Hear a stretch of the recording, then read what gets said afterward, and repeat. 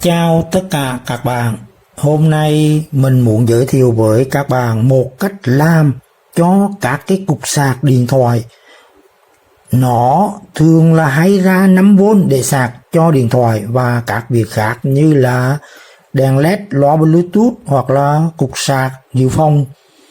Nhưng bây giờ có một cái cách là thêm một cái VR 5kΩ này các bạn vào ở trong điện thoại, đúng cái vị trí thích hợp là có thể điều chỉnh điện áp ra 5V này thành cao hơn tùy thích các bạn. Chẳng hạn như là các bạn muốn 6V, 9V, 12V, 15V hay là cao hơn 15V nữa cũng được các bạn ơi. Rất là dễ làm, rất là đơn giản. Bây giờ chúng ta sẽ bắt đầu cùng làm các bạn ơi. Bắt đầu làm các bạn nhé.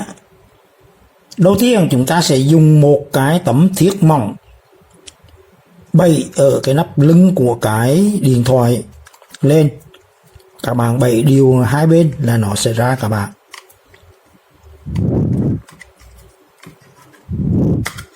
Ra rồi các bạn.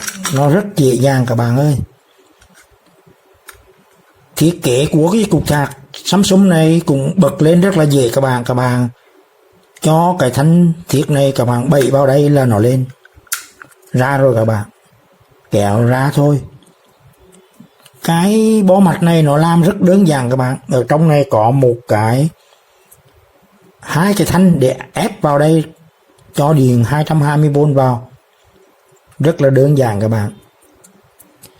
Sau khi chúng ta tháo cái này ra rồi chúng ta tiếp tục bắt đầu làm hành trình làm cho điện 5V ở cái cổng này các bạn. Cổng này ra điện 9V, 6V hoặc là 12V hoặc là 15V tùy thích các bạn, bằng bao nhiêu cũng được các bạn nha. Rất đơn giản. Và ở đây mình đã làm sẵn cho các bạn một cái để các bạn xem. Rất là nhanh các bạn ơi. Tại vị trí R4 mình chiếu camera gần lên các bạn ơi.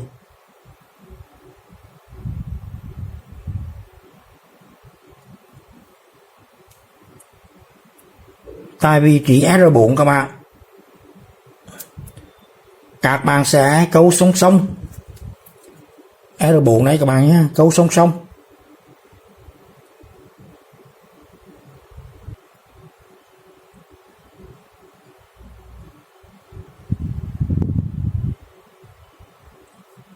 Hàng song song cái điện trở 5kg này với cái điện trở R4 tại vị trí này các bạn. Chính tại vị trí này các bạn này. Đó, các bạn nhìn kỹ nha. Hai chân hai bên này hàng hai sợi dây màu đỏ và màu đen này các bạn. Chỉ một động tác này đơn giản vậy thôi. Còn hai dây này là các bạn hàng ở chân giữa của VR và chân bên ngoài, một chân bên ngoài các bạn. Hàng vào chân giữa của VR và một chân bên ngoài các bạn nha. Tất cả thao tác chỉ có vậy thôi. Và bây giờ bắt đầu mình sẽ tiến hành cho điện nó vào để các bạn thấy được tác dụng của cái VR này nó hay đến mức như thế nào các bạn nha. Mình sẽ cắm điện 220V AC vào các bạn ơi. Hai sợi dây màu xanh này là mình hàng điện 220V AC vào để tiến hành cấp điện cho cái bó sạc điện thoại mình cắm nhé. Đồng hồ đó ngay tại cái cổng này đã đỏ các bạn nha. Đồng hồ này mình để vào để cho các bạn kiểm soát cho nó dễ. Và cuối video mình sẽ giới thiệu cho các bạn cách để làm đồng hồ này nếu các bạn muốn. Bây giờ mình sẽ tiến hành chỉnh cái VR này các bạn. Hiện tại sau khi hàng hai cái dây của cái VR 5kΩ này vào thì nó đang báo là 7.8V các bạn. Bây giờ mình chỉnh. Mình bằng cung chiều kim đồng hồ nha. Vốn đã lên rồi các bạn.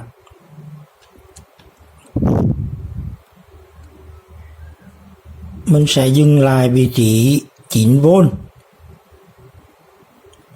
Nếu các bạn thích 9V thì mình sẽ dừng lại vị trí 9V. Bây giờ mình sẽ tiếp tục tăng các bạn nha. Mình sẽ tiếp tục cho nó dừng tại vị trí 11V.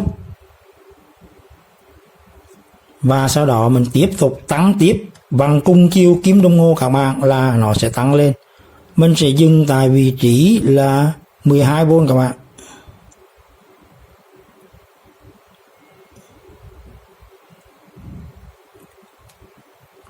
$12 như là mong muốn. Trước đây cục sạc điện thoại chỉ là 5V, sau khi hàng thêm cái VR 5 kΩ này vào, vị trí thích hợp đó là R4. Song song với nó thì kết quả là chỉnh được điện áp ra tại cái cổng thường hay sạc điện thoại này được 12V các bạn. Bây giờ mình sẽ chỉnh lên 15, nhưng trước khi chỉnh lên 15 mình muốn nói với các bạn rằng là hai cái tủ lọc nguồn mà ra điện 5V này nó có điện áp cao nhất là 10V, cho nên khi các bạn dùng điện 12 hoặc 15V là các bạn phải thay hai cái tủ này với điện áp cao nhất là 25V các bạn nhé, để bảo vệ, không thôi là nó sẽ nổ tủ đó các bạn. Bây giờ mình vặn tiếp cùng chiều kim đồng hồ, nó sẽ lên 15V các bạn. Đấy, 15V. Nếu các bạn muốn 15 thì cứ chỉnh 15 thôi. Rất đơn giản các bạn ơi.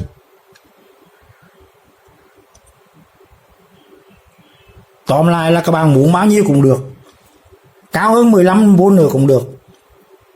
Bây giờ mình sẽ lùi lại, vặn lùi ngược chiều kim đồng hồ lại. Các bạn muốn dừng tại vị trí bao nhiêu cũng được. Bây giờ giả sử mình muốn dừng ở vị trí 9V các bạn. Ngay tại vị trí này mình sẽ thử cho tải nó chạy qua cái cổng sạc này xem nó có ổn định dòng điện không và vôn của nó cũng ổn định không các bạn nha. Mình sẽ thử cái quạt này, nguyên của nó là điện 12V các bạn, 12V nha, nhưng mình vẫn cho nó chạy 9V. Rất đơn giản. Để chạy được cái quạt này á, là mình phải cần cái dây này. Dây này mình tự chế lấy từ cái dây sạc điện thoại, chỉ dùng hai dây màu đen màu đỏ này để cấp điện nguồn 5V mà thôi các bạn nha. Các bạn hãy cắm đằng sau này. Cái đồng hồ này rất là tiện lợi các bạn, nó có thể cho dòng điện này đi qua được và kiểm tra được dòng điện sạc, rất là tiện lợi. Bây giờ mình kẹp cái dây ấm trước, rồi kẹp cái quạt dương của cái quạt là chạy các bạn. Dòng lên là 0.27 29, mình tháo ra này, dòng về 0 và vôn vẫn đứng yên là 9.0. Mình nối lại cho các bạn xem này.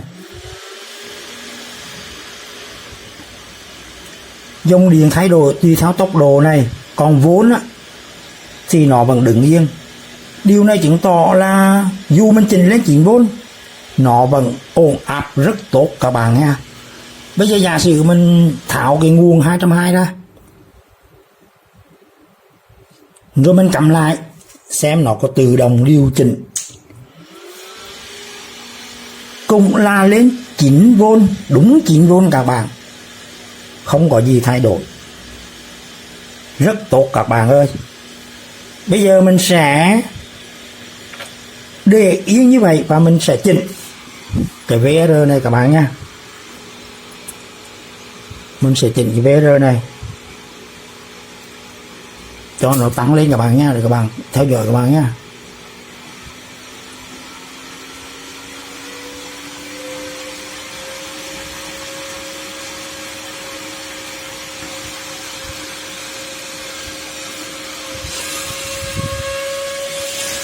Các bạn có nghe tiếng quạt nó tăng lên không?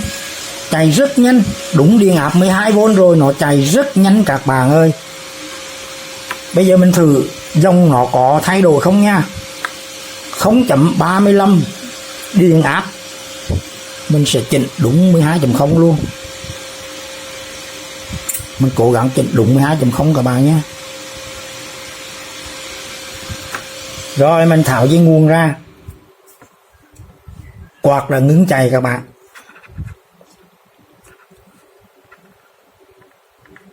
Để vào các bạn nha. Vốn hoàn toàn không thay đổi. Dòng điện thì là vẫn 0.35. Điều này chứng tỏ là dù lên 12V nó vẫn không thay đổi điện áp khi có tải các bạn. Hoàn toàn không thay đổi gì cả. Rất tốt các bạn. Bây giờ mình sẽ giảm xuống các bạn nhé.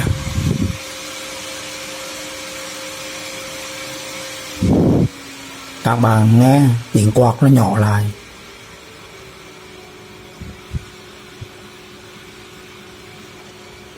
Và mình tăng lên lại.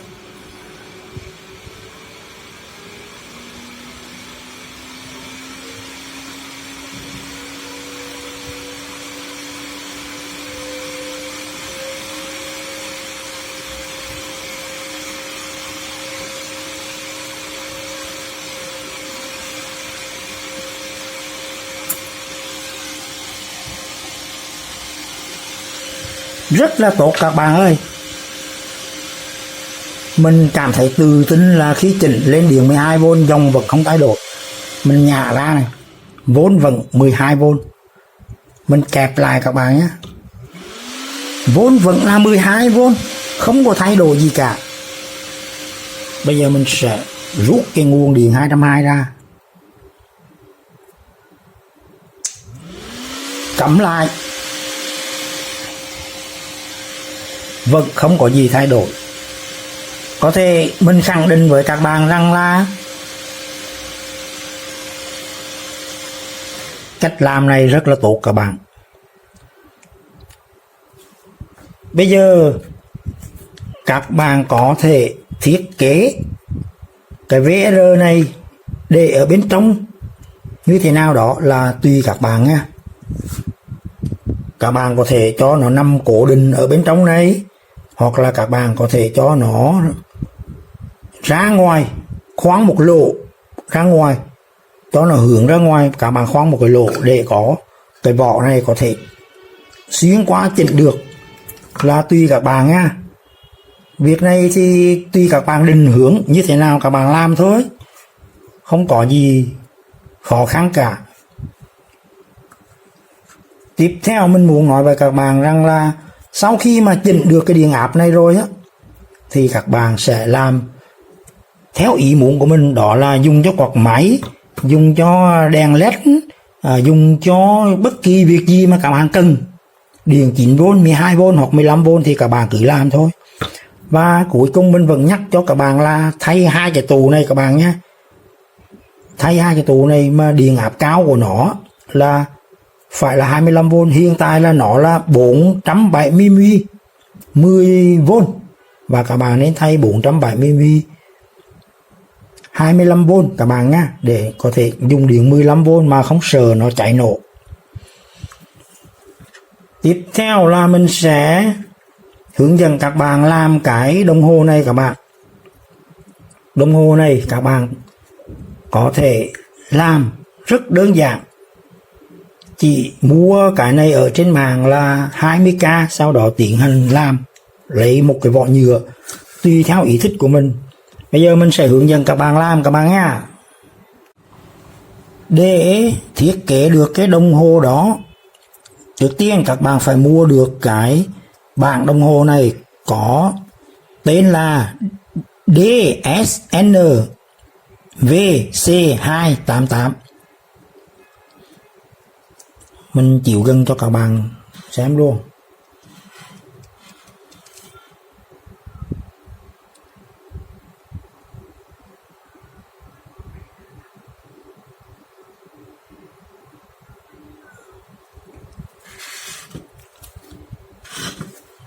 Ở đây mình đã thiết kế cho các bạn xem và mình nối dây bằng tay.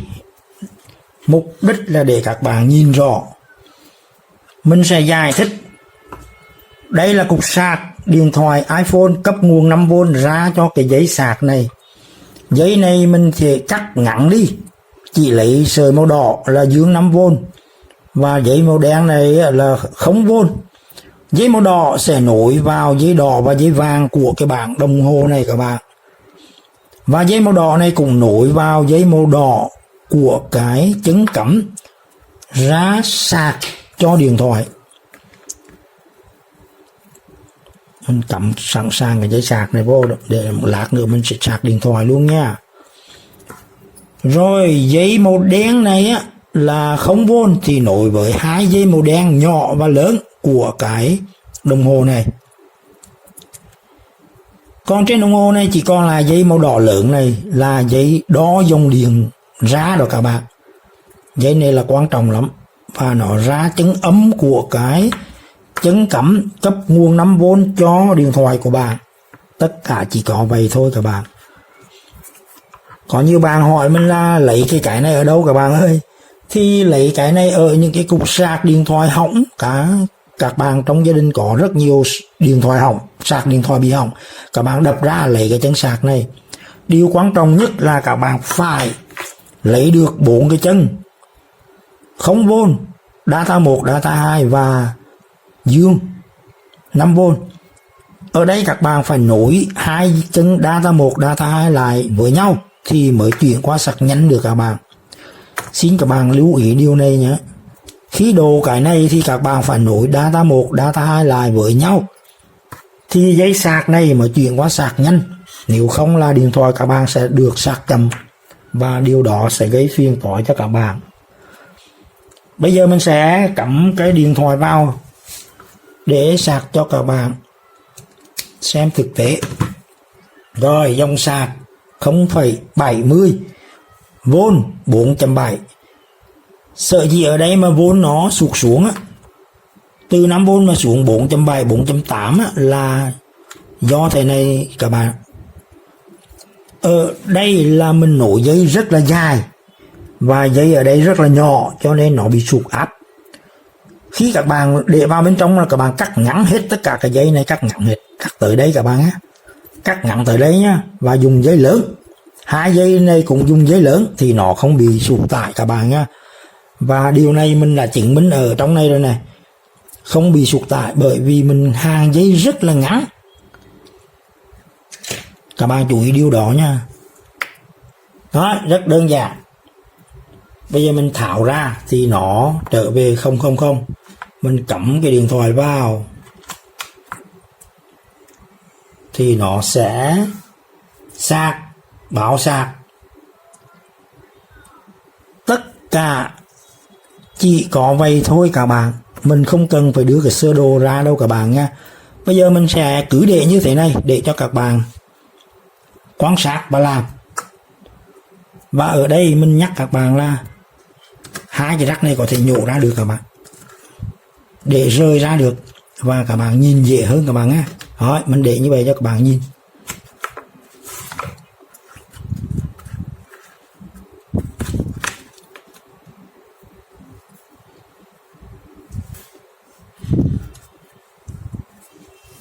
Mình sẽ cho video chạy như vậy một lát để các bạn thấy và làm theo.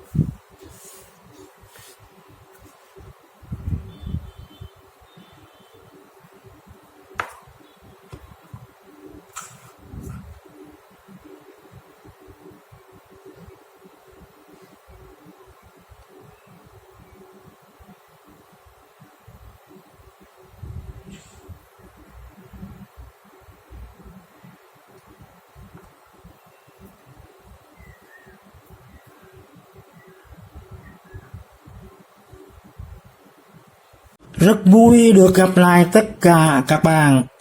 Hôm nay mình làm video này mục đích là để muốn chia sẻ một cái cách làm cho cái cục sạc điện thoại iPhone này các bạn. Bình thường của nó là ra 5V. Bây giờ mình sẽ làm cho nó lên 6V, 9V, 12V hoặc là 15V nếu các bạn muốn. Dù là điện áp cao nó vẫn là ổn định dòng điện các bạn ơi, và rất là tốt. Và hôm nay chính vì vậy mà mình muốn chia sẻ cho các bạn. Bây giờ chúng ta sẽ cùng bắt tay làm. Muốn làm các bạn, đầu tiên các bạn phải lấy được cái bên trong ra. Muốn lấy cái này rất dễ dàng các bạn tách chung cái sắc mỏng này, các bạn tách đều bốn phía của cái nắp này là các bạn sẽ tách ra được. Khi nó đã lỏng lẻo ở bên trong rồi là các bạn sẽ ra được rất là nhẹ nhàng các bạn. Cả một cái khối mặt nó như thế này các bạn quan sát nhé. Rồi chúng ta tiếp tục để bắt đầu tiến hành làm cho nó lên điện áp cao hơn các bạn nha. Sau khi các bạn mở được cái ruột bên trong ra rồi á, các bạn nhẹ nhàng dùng tay tách đôi ra. Ở đây có hai bo linh kiện riêng biệt. Giờ là đến lúc mình đang tìm cái vị trí để thêm vào cái VR để chỉnh, để cho nó nâng lên được 6V, 9V, 12V hoặc 15V như là mong muốn. Thì vị trí đó là nằm ở dưới cuộn dây đồng này các bạn ơi. Bởi vậy bây giờ mình sẽ tiến hành nhả cuộn dây đồng này ra khỏi bo mặt này để nhìn thấy cái vị trí. Mình sẽ hàn thêm cái VR vào, và mình sẽ dùng cái bột chì nhả hàng vào 6 chân của cuộn dây đồng này để nhả cuộn dây đồng này ra các bạn ơi. Các bạn tiếp tục theo dõi nhé. Bây giờ mình sẽ lấy bột chì nhả hàng này, mình sẽ hàng vào 6 cái chân của nó các bạn. Lấy bột chì này hàng vào 6 chân của cái cuộn dây đồng này cho tới lúc nó nóng đủ nhiệt độ thì nó sẽ từ ra các bạn nha. Rất là dễ dàng nha, không cần dùng cái kho đó các bạn, là nó ra liền đó. Các bạn kiên nhẫn hang cho tới khi nào nó có đủ độ nóng thì nó sẽ rớt ra các bạn nhé.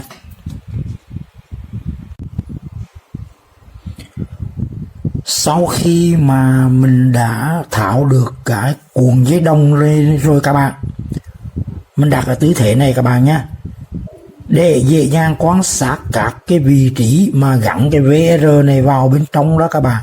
Thì mình phải đặt ở tư thế như thế này, và mình đã hàn 6 cái sợi dây thế vào đây để cho nó vẫn hoạt động tiếp tục các bạn nhé.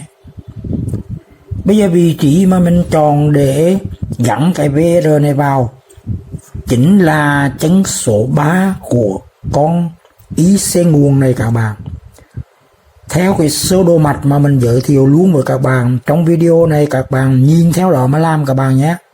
Ngay chân số 3 các bạn gắn chân số 3 với điểm giữa của cái VR này là dây màu đỏ này các bạn. Sau đó hai dây hai bên là màu đen và màu xanh này các bạn sẽ hàn vào chân mát, đen vào hàn vào chân mát, và màu xanh các bạn hàn vào dương của cái diode nặng điện hồi tiếp này các bạn. Nếu mà chưa nhìn rõ lắm thì các bạn hãy nhìn vào sơ đồ mạch mà mình đang giới thiệu cho các bạn nhé. Chỉ như vậy thôi các bạn nha. Và bây giờ mình sẽ bắt đầu gắn cái này vào nhé. Đây là sơ đồ mạch của cái cục sạc iPhone các bạn ạ. Sau khi mình đã tháo bung hết tất cả các cái linh kiện mà nó bị che không cho mình nhìn thấy đường mạch đó, thì mình tháo hết thì đã đọc được mạch như thế này các bạn. Tháo tung hết thì đọc được các bạn ha. Và mình cũng tháo nhiều cái cục sạc khác nhau thì thấy rằng là sơ đồ này là hoàn toàn giống nhau. Nó chỉ khác nhau ở giá trị linh kiện và giá trị con chip nữa thôi các bạn. Còn sơ đồ là cùng chung một sơ đồ các bạn nhé. Mình nhắc lại là tất cả các cục sạc mình tháo ra rất nhiều loại khác nhau mà nó cùng một sơ đồ này các bạn, chỉ khác nhau giá trị các linh kiện này mà thôi. Cho nên các bạn yên tâm cứ dùng sơ đồ này cho tất cả các cục sạc các bạn nhé.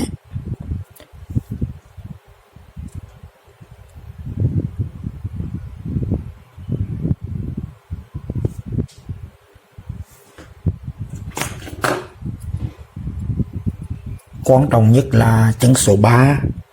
Ở đây các bạn, chân số 3 của con chip nguồn này là chân hồi chip và cặp điện trở R6 18 kΩ và R5 3,2 kΩ này là cặp điện trở tạo ra điện áp hồi tiếp để điều chỉnh điện áp 5V ra ở đây các bạn, ra ngay cổng sạc điện thoại này.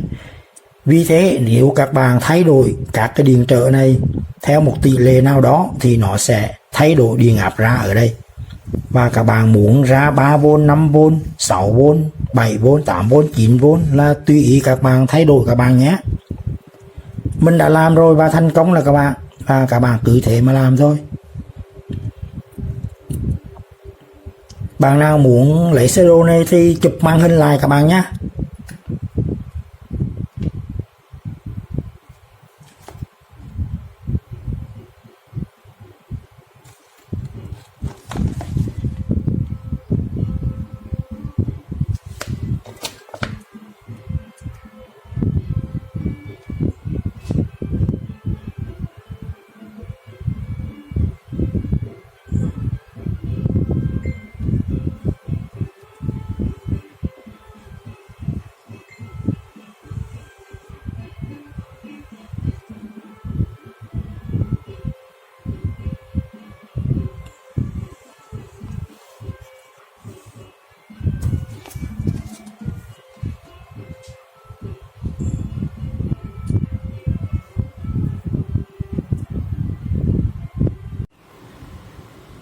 Sau khi gắn vào cái VR 5 kΩ này là động tác cuối cùng để sẵn sàng cắm điện vào thử rồi đây các bạn.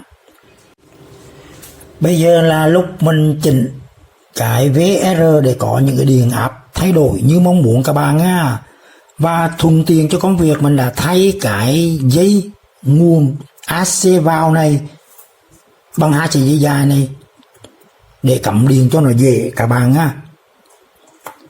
Và để thấy được cái sự thay đổi điện áp, mình gắn cái đồng hồ này vào cái cổng sạc điện thoại để cho nó đo được cái điện áp ra một cách chi tiết.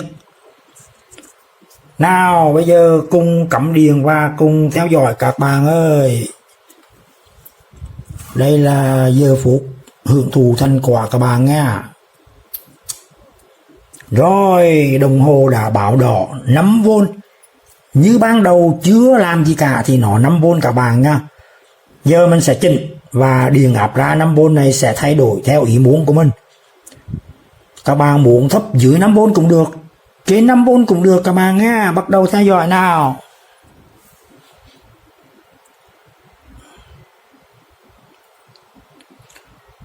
Mình sẽ cố ý chỉnh cho nó điện áp thấp xuống các bạn nha, dưới 5V này. Các bạn muốn 3 mấy V thì các bạn chỉnh xuống các bạn nha. Bây giờ mình sẽ chỉnh lên lại.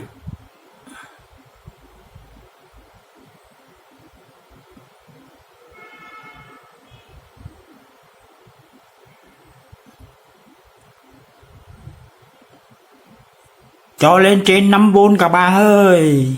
6V rồi các bạn ơi. Tiếp tục lên nha.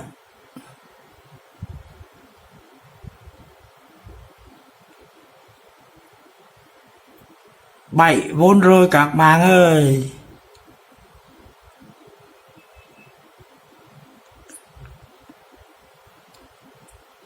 Nó đang lên được là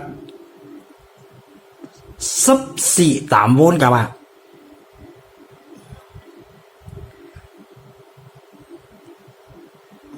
Tám V đó các bạn. Cái VR của mình là đang để ở trạng thái chỉnh cao nhất là 8V các bạn nha. Các bạn thay VR này 10kg, 20kg, 50kg chẳng hạn, nó có tầm chỉnh rộng hơn và nó sẽ lên cao hơn 8V như là 9V, 12V các bạn nhá. Các bạn cứ làm là thành công thôi. Bây giờ mình sẽ chỉnh xuống để cho các bạn cảm nhận được cái sự thay đổi này rõ rệt hơn các bạn ơi.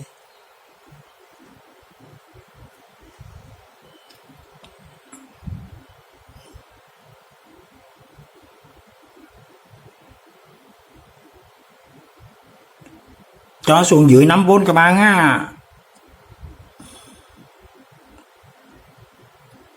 Rất thoải mái. Rồi bây giờ sẽ lên lại các bạn ơi.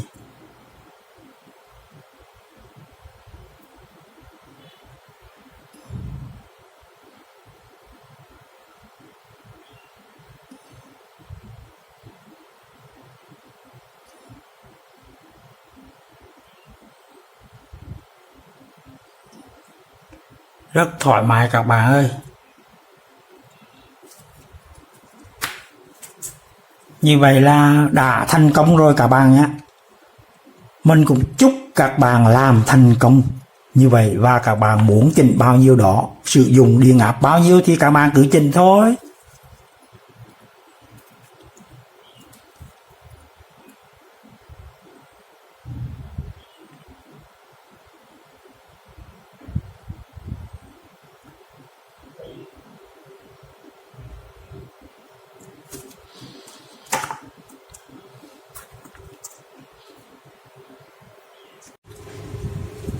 Chào các bạn, hôm nay mình sẽ hướng dẫn các bạn làm một cái cục nguồn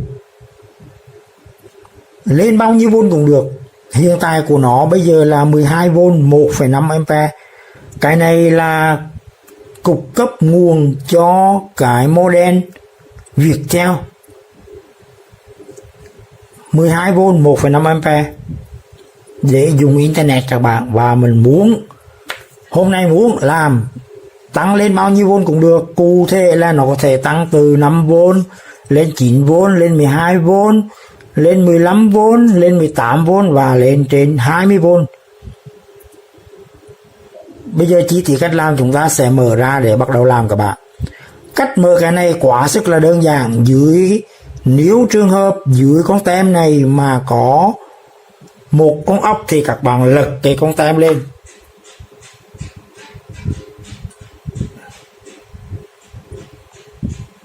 Sau đó mở con vít của nó ra và bật hai con nắp. Rất là đơn giản. Còn trường hợp dưới này không có ốc vít thì các bạn sẽ đục quanh cái đường viền nối này bằng cái đục này các bạn. Các bạn sẽ dùng búa nhẹ khỏ đều tất cả các cái nối khớp này và nó sẽ tự động bung cái nắp ra các bạn nhé. Và sau đó chúng ta sẽ tiến hành làm theo yêu thích của mình. Sau khi dùng cái đục này mình đã tách được cái nắp trên dưới của nó và dùng tay bật ra một cách dễ dàng thôi các bạn. Các cái khớp nối này sau khi mình đục đã mở được khóa rồi thì bây giờ lấy ra. Bo mặt của nó như thế này rồi đây các bạn ơi. Các bạn hãy nhìn nhá, đó. Nó làm và dán keo rất là chuẩn các bạn. Có vẻ là một cái sản phẩm thực sự là xuất sắc, làm rất là cẩn thận chu đáo và tốt. Đánh giá ban đầu của mình là như vậy. Và lúc tiền ở đây mình đã tìm cái vị trí để có thể chỉnh điện áp ra bao nhiêu vôn cũng được và mình đã tìm thấy rồi các bạn nha. Chân số 1 của con ICTL431 là nằm ở đây rồi các bạn ơi. Mình đã tìm thấy rồi.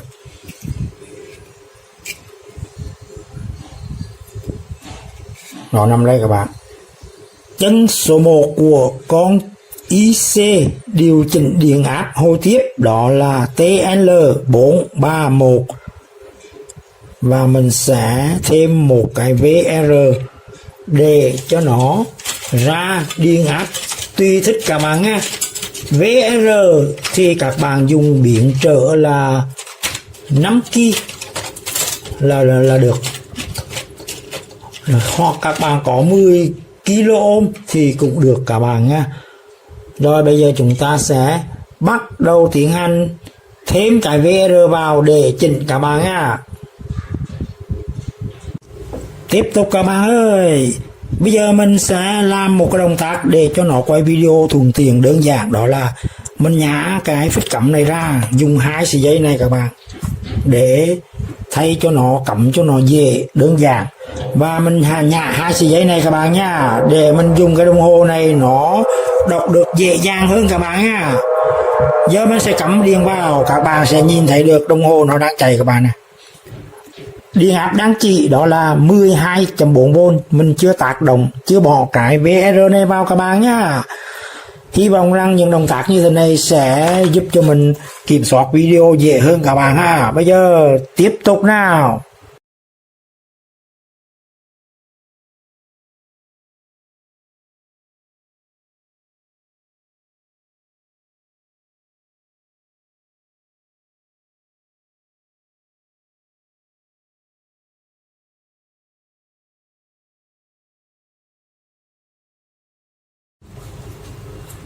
Giờ là lúc chúng ta tận hưởng thành quả, muốn ra bao nhiêu vôn cũng được là ở đây các bạn. Mình sẽ gắm điện các bạn nha. Và các bạn hãy đọc vào đồng hồ để biết là nó bao nhiêu vôn rồi các bạn. Bây giờ đang là 12.4V như ban đầu. Sau khi mình gắn cái VR này vào và chỉnh vào một cái vị trí thích hợp, nó đang nằm là 12.4V các bạn. Mình sẽ gắn vào con ốc này và chỉnh cho các bạn xem nha.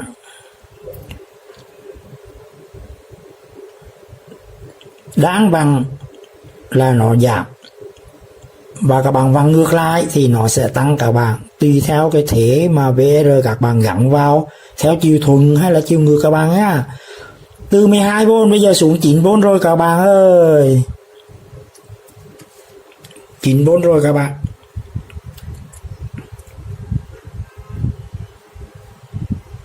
Tiếp tục vàng các bạn, 7V nhá. 6V các bạn ơi. Mình sẽ cho nó lên lại nha. Rất thoải mái luôn. 9V các bạn. Các bạn vặn nhanh thì vốn nó nhảy cao. Vặn chậm, tốc độ vặn chậm lại các bạn. 10V rồi các bạn.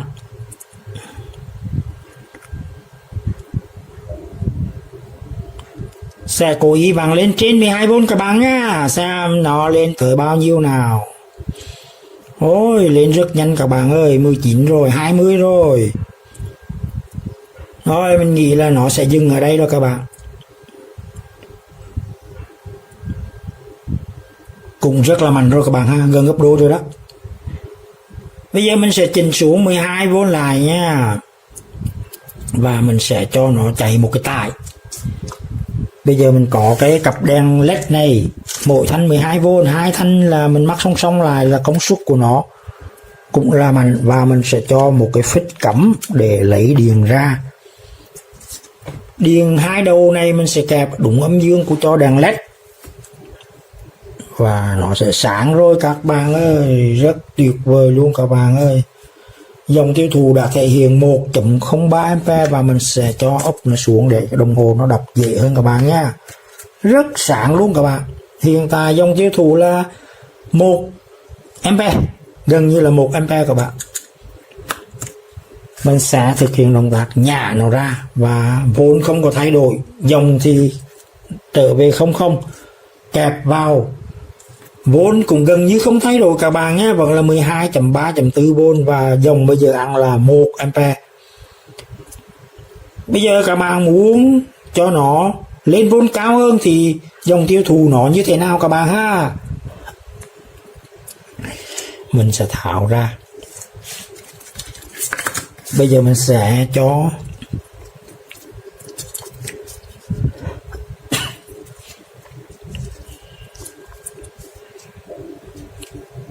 mắc song song. Hồi nãy mắc song song, bây giờ mình mắc nối tiếp thì nó sẽ thành điện 24V. Và mình kẹp sẵn luôn các bạn. 12V mà cấp cho cái bảng tại 24V thì nó không đỏ, nhưng bây giờ mình sẽ tiếp tục chỉnh cho nó lên cao thì xem bao nhiêu vôn nó sẽ đo các bạn ơi. Đó, bắt đầu sáng rồi các bạn, 16V là bắt đầu đèn sáng rồi các bạn nha. Tiếp tục tăng lên sáng rực rỡ luôn các bạn. Trời ơi, sáng quá, sáng quá. 21V là quá sáng luôn các bạn. Thực sự sáng. Mình muốn cho cái đèn nó khỏi bị lóa cái bóng đèn độc này, ánh sáng mạnh quá nó chóa. Vậy là mình đã đưa lên một cái vôn từ 12V lên thành 21V và nó thắp sáng được cái hai dãy đèn led, cũng là rất sáng các bạn ơi. Như vậy các bạn có thể dùng tới 15V, 18V để làm cái gì đó và rất thoải mái. Không lo là dòng tiêu thụ nó giảm. Các bạn hãy để ý tới công suất tiêu thụ của bóng đèn các bạn. Ví dụ cái này 30W thì các bạn dùng cái gì đó mà nó 30W. Vốn cao thì dòng sẽ thấp lại mà vẫn giữ yên là 30W các bạn nha. Cho nên có rất nhiều các bạn thắc mắc là tại sao lại làm như thế này, có bị giảm dòng không? Mình kêu là có giảm dòng nhưng không giảm công suất, đó là điều mơ ước mà cần phải làm các bạn. Không giảm công suất là điều quan trọng nhất. Rồi, video xin dừng ở đây các bạn nhé. Xin chào và hẹn gặp lại. Chúc các bạn làm thành công.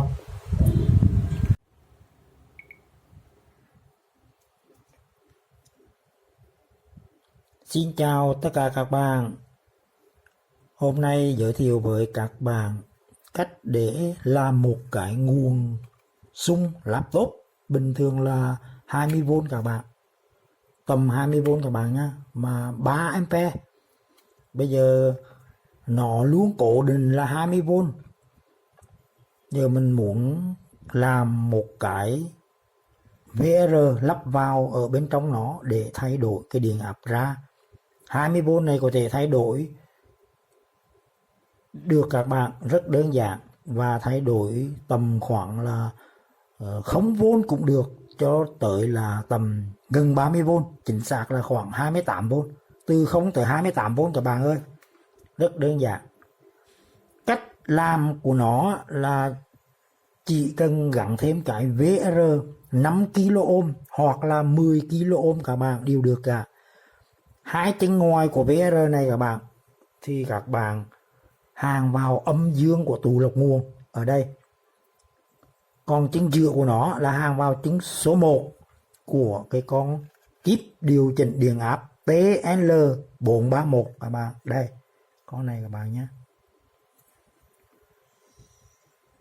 Lần cuối video này mình sẽ đưa ra cái hình ảnh chi tiết cho các bạn xem và làm theo rất chính xác các bạn.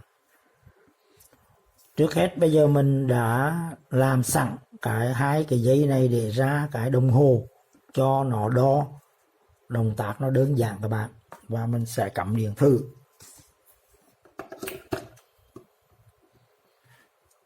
Mình sẽ tắt bật ánh sáng các bạn nhé, để cái đồng hồ nó đọc dễ dàng hơn ha. Rồi bây giờ là nó đang hiện tại là 20V các bạn. Mình sẽ muốn chỉnh cái VR này ở ngay cái con ốc này các bạn nhé. Mình sẽ chỉnh cho các bạn xem là đầu tiên là mình sẽ chỉnh xuống vặn ngược chiều kim đồng hồ các bạn ơi.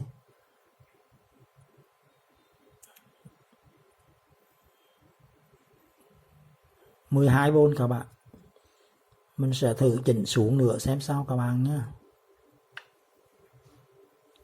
Khi nào nó dừng lại thì mình sẽ vặn ngược lên.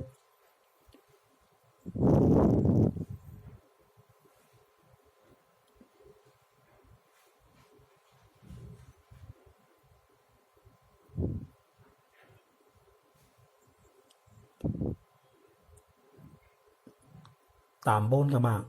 Mình tạm thời dừng để vặn lên xem.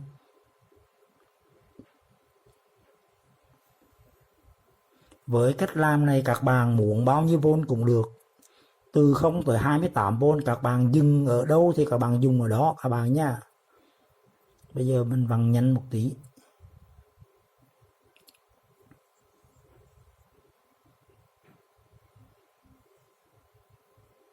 Trở về 20V rồi các bạn ơi. Tiếp tục bằng lên.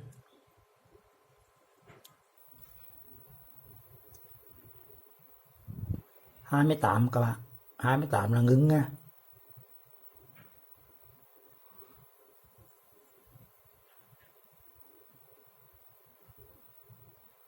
Vậy là các bạn đã thấy được cái kết quả rất là thành công các bạn.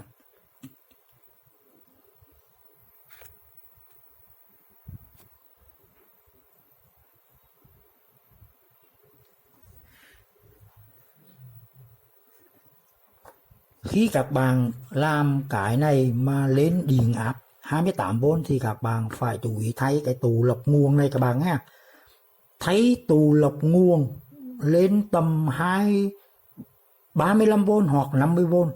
Hiện tại là mình đang thay 50V, tụ của nó là 470 microfarad các bạn, để an toàn không bị cháy nổ do điện áp cao các bạn nhé.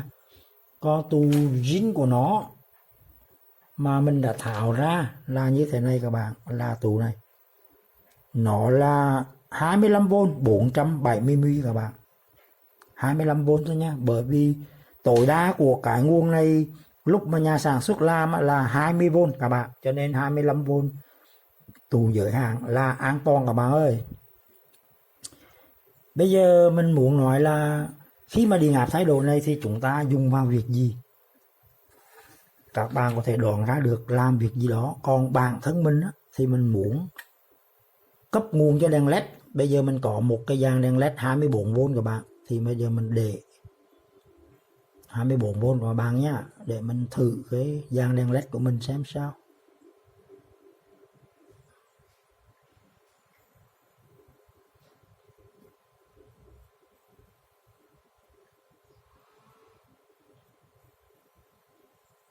Rồi 24.0. Ở đây mình có hai thanh đèn led, mình sẽ mỗi thanh là 12V. Bây giờ mình sẽ mắc nối tiếp. Hiện tại là nó đang mắc song song, mình sẽ cho mắc nối tiếp.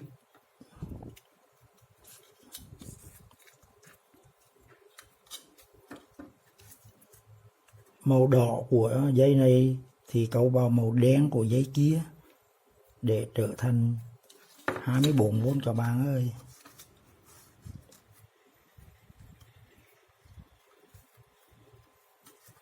Rồi mình sẽ tránh cái dây ở giữa này, mình tránh ra các bạn nha.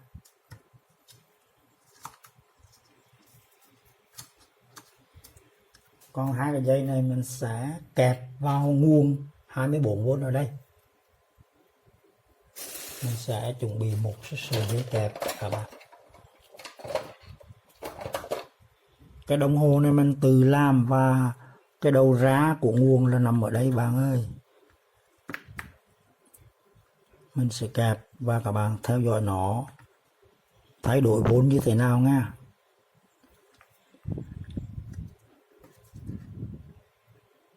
Ôi sáng choang các bạn ơi, rất đẹp này. 0.48A. Bây giờ mình cho hai cái dàn đèn này nó tối xuống, nó ảnh hưởng tới cái.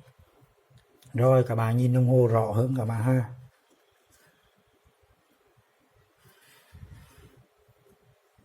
Vẫn là 24V, không thay đổi gì cả các bạn.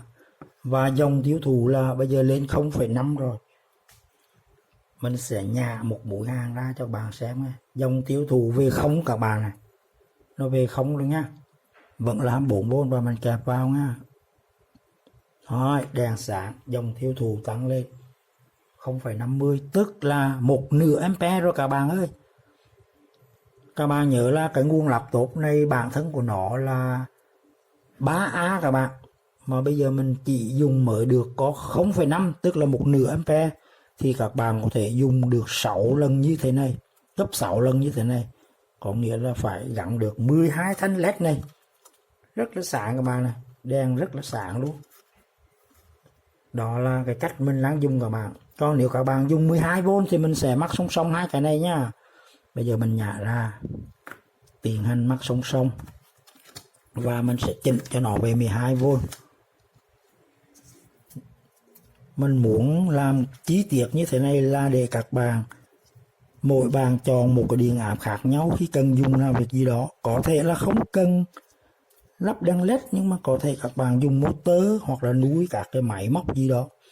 Trước hết mình sẽ chỉnh cho nó về 12V cái đã các bạn à, cho nó an toàn nữa nha. Đặt cái trục vít vào con ốc và vặn ngược chiều kim đồng hồ về 12V các bạn á.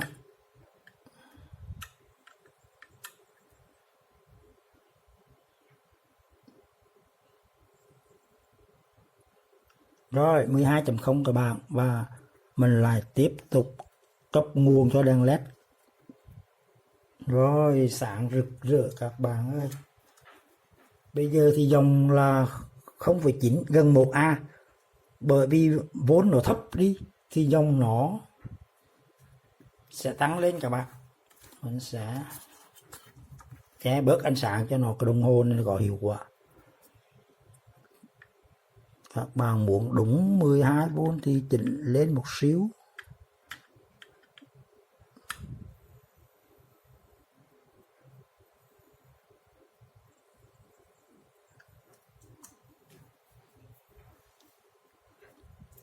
Gần 1A rồi các bạn. Theo nguyên tắc là mắc song song thì dòng tiêu thụ mạnh hơn và vốn nó giảm lại, nhưng công suất là không có thay đổi các bạn á, vẫn là 1A nhân cho 12V là 12W, vẫn là 12W các bạn. Hồi nãy 24V nhân cho 0,5 thì cũng là 12W các bạn á. Đó là cách tính thì công suất rất là đơn giản. Vậy là ở đây mình đã giới thiệu chi tiết cụ thể cho các bạn rồi ha.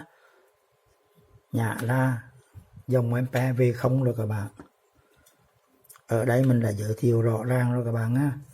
Bây giờ 12V này các bạn dùng vào việc khác cũng được, bất kỳ việc gì cho quạt máy, cấp điện cho các cái máy móc khác, nguồn nuôi cho các loại máy chẳng hạn, thì bạn muốn làm như thế nào là tùy các bạn ha.